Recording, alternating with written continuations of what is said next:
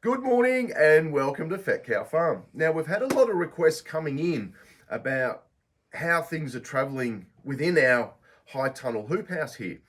And mainly over winter, since we've had this all set up, I wanted to see if we could get a little bit of a head start in our propagation during winter. So come spring, we've already got a lot of shoots and things like that ready to go. And what I wanted to do was just show you some of the experiments that we have been, that we have been doing and how they've worked. So we're looking at now, what are we? We're August, late August. So pretty much towards the end of winter. And what I've been doing is comparing a lot of things that are happening out naturally in the fields and in the orchard and around the homestead versus what's actually happening in here. Now, as an example, we were just doing some experiments on some grapes. Now, I know that this is sort of should be happening probably about now, but we propagated, these are just cuttings off grapes, and so we thought we would give them a go over middle of winter. Now, what we're finding is that they've pretty much all worked. I can see that there's probably maybe one or two that haven't, but as you can see, we've got a lot of growth coming through. And with our grapevines that we have here, I've still got nothing, absolutely nothing. So these guys will start establishing themselves in here, and then soon as I start seeing some greenery outside, these leaves should be quite big and full, ready to go back out into the vineyard. Now, these ones here are muscat grapes. And so we just wanted to see how that was all going to work for us. And as you can see, I've got a lot of buds coming through. I've got some leaves starting to pop out already. So that's actually working a treat. I've got here some pecan. Now, these are just a neighbour down the road was chopping down one of his pecan trees. And I thought I just grabbed a couple of little branches and put them in some pots and wanted to see what happens. And check this out. Look, I've got all my growth from pecans already coming through. So these will give us a massive big shade tree. And what we'll do is we'll probably put these sort of guys in the middle of the paddock and fence them off from the cattle in those areas that we don't have a lot of shade. I've done the same with some walnuts. Now, I've got some little buds coming through, but I was really I wasn't quite sure. Like this one here, that didn't go. But these guys here are starting to come through, and that's worked out good. These ones here are cherries. Now, what we've done is we planted, these are just cherries that we saved the pips from last summer. And I thought, we'll just see what happens. Now, I'm not expecting these guys, there's probably got about another month or two to go before I start seeing something. But, you know, what have we got here? There's 100 cherry trees ready to go from seed. So hopefully we get, I don't know, even 50%. I mean, how good's that? So they're all ready to go. We've been working on, from previous videos, our bee sanctuary. And again, what we thought we would do is get that head start. So what we've been doing is planting a lot of seeds over winter so that we can start planting out really at the start of summer to give the bees that really good head start. Now, you can see, look, a lot of the flowers are coming through. They haven't opened yet, but we've got a variety of different just flower bushes and things like that. And then these guys here are all perennials. We didn't really focus on the annuals too much, but something that we can then just keep on growing throughout the season. I've got some more plums running through. We've got our olives. Just some bits and pieces that I've still got. I wanted to protect these guys. These were little experiments that we were working on. I've got some goji berries running through. Now, I've got a couple that have come through, and I tell you what, these guys are hard yards to grow. really, really hard yards.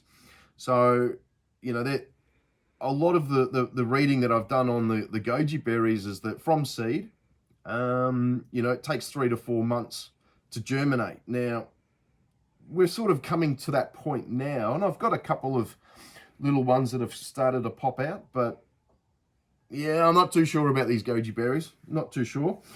More flowers for the bee sanctuary.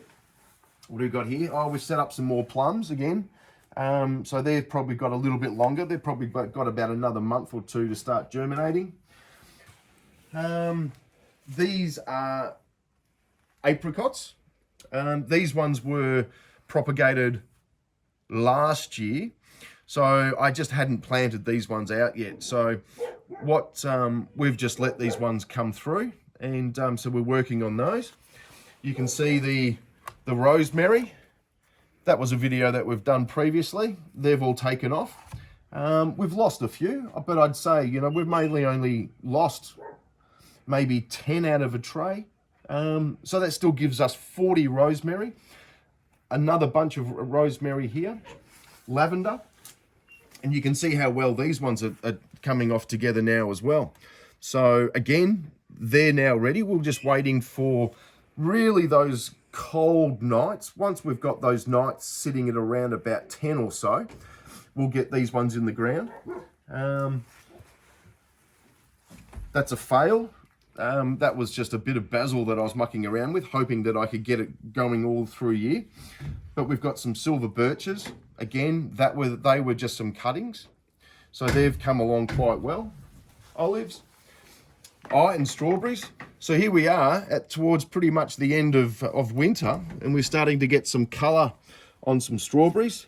Now these guys were just the runners that we had set up and sort of potted out, but I'm amazed on how well they're all travelling.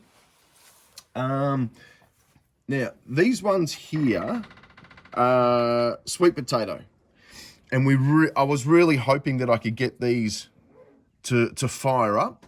Some are still hanging in there, but we're just too cold. We're just too cold, and I was hoping that within the hothouse here we could keep that going through winter, but no joy. I think we're just going to have to stick to normal potatoes. Our normal potatoes do really, really well. And I've got some oaks.